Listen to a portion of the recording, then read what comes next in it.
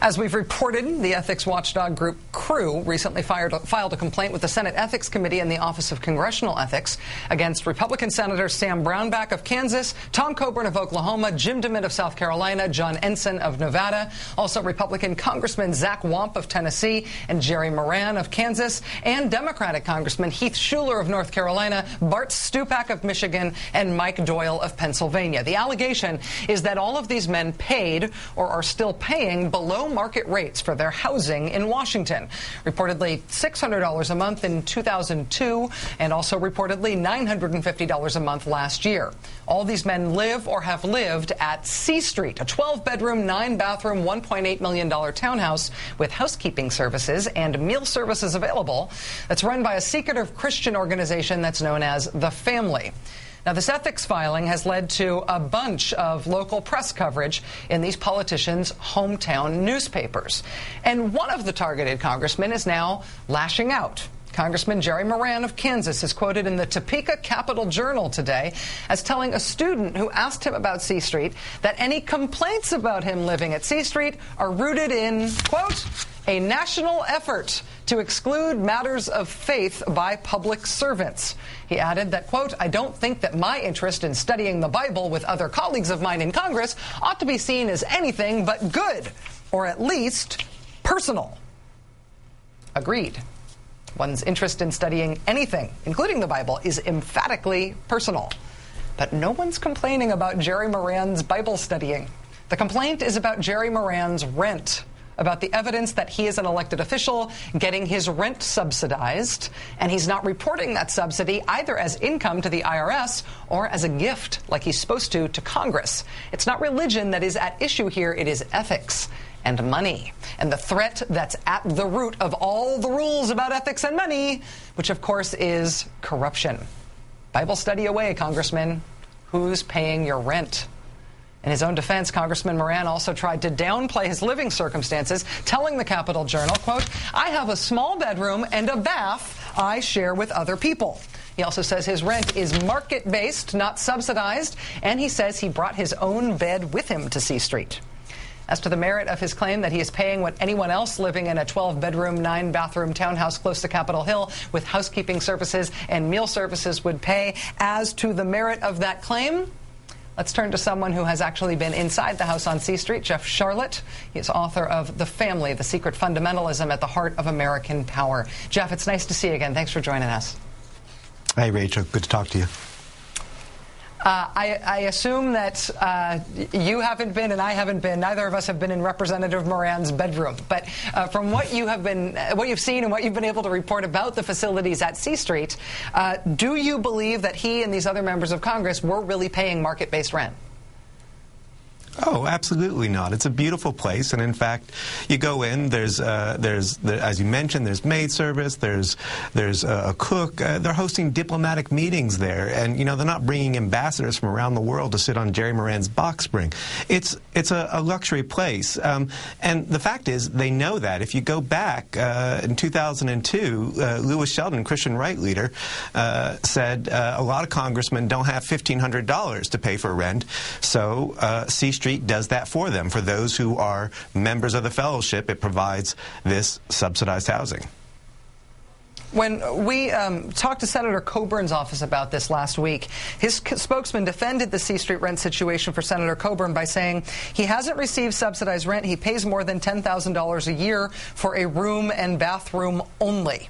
Now, $10,000 a year works out to like $830 a month, which is still incredibly cheap for a room at a fancy townhouse with meals and housekeeping. But the other people who have lived at C Street or who live there now keep saying this. It's just this room. I just have this one room there. Is it your understanding that they have access to all the common space of this giant mansion, too?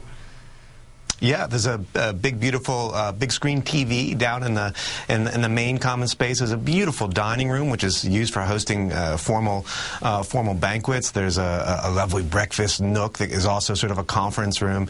There's a beautiful kitchen. It's really a space that almost doubles as a conference center, and also doubles, frankly, as a hangout for Washington Congressman Zach Wamp, a longtime resident, said this is the place to hang out, to talk policy, to watch sports. It's a great place. I recently spoke to a young woman who, young evangelical woman, thought she was going to do an internship in Washington, found herself recruited into C Street and turning down sheets for John Ensign, and she said it really sort of galled her that it wasn't just those congressmen, it was also people like Oliver North hanging around, and she was expected to be at their beck and call.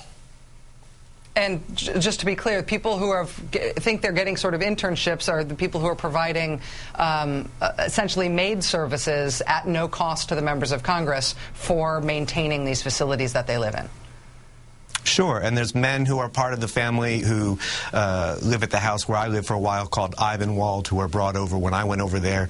I was expected to be, I was told that my job was to be there as a servant for these congressmen. So, you know, whether Tom Coburn is paying $800 or twice that, that's the best bargain in Washington. Finally, Jeff, briefly, any reaction from anybody in the family that you can report as to this complaint by Crew, the complaint to the IRS by these clergy members in Ohio who are upset about the family and C Street's tax status and the ethical status of these members of Congress living there? Yeah, very puzzling reaction. I managed to get Tim Coe, one of the leaders of the organization, on the phone today.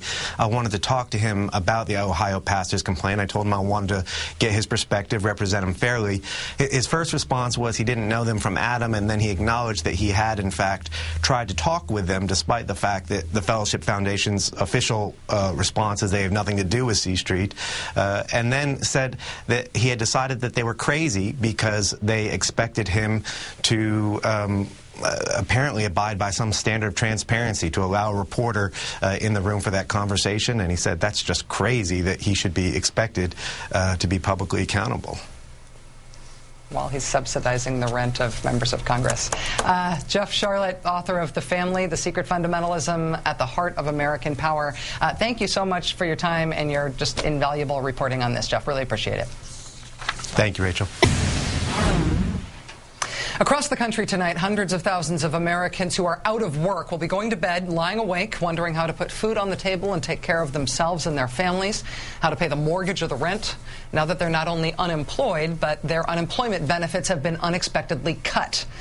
Paying unemployment benefits isn't just a nice thing to do. It's one of the single most economically stimulative things that government can spend money on.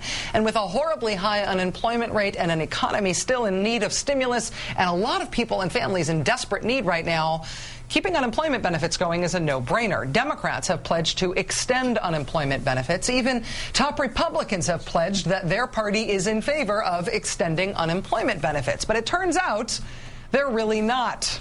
Republican Senator Jim Bunning single-handedly stopped the extension of unemployment benefits last month, at one point yelling on the floor of the Senate, tough, that ends in it and starts with shh. Now unemployment benefits are being blocked by another single Republican senator. It's Tom Coburn of Oklahoma. For close to 3 weeks now, Mr. Coburn has objected to the Senate passing an extension of unemployment benefits. And he has done so on the ostensibly principled basis that these benefits are not explicitly paid for. I'm going to stand up every time. We must pay for it rather than charge it to our children. We must pay for it rather than charge it to our children. That is the hill that Senator Coburn is planting his flag on right now. Yesterday, he told the Hill newspaper that he would object not just to unemployment benefits, but to every future spending measure that isn't, in his words, paid for, which is neat and which would be totally principled if it were not for Senator Coburn's history of voting for plenty of things that aren't paid for. In 2005, for example, Mr. Coburn had no problem voting in favor of an emergency war supplemental bill that directed $82 billion unpaid-for dollars toward the ongoing wars in Iraq and Afghanistan. Perhaps sensing the hypocrisy in that, Senator Coburn has more recently tried to explain away that vote by saying, well, he was new to the Senate then, at that time. Well, that was, I think it was the first year I was here. But go look at who hadn't. I've not voted for 1 cent because it wasn't paid for. I've not voted for 1 cent. Not voted for 1 cent, except for that other one he voted for. Mr. Coburn also voted for the emergency war supplemental bill in 2006, which is also a multi-billion-dollar bill that was not paid for. See, there it is. Coburn, our Oklahoma. Yay. Senator Coburn also voted for the bank bailout, despite a lack of spending offsets for that. He voted for tax cuts that just got tacked onto the deficit without offsets. He has done this a lot. Earlier this year, when the Senate voted on instituting pay-as-you-go rules, the concept that he says he supports of not spending without offsetting the spending, except in emergencies, Senator Everything Must Be Paid For Coburn voted no on that. Senator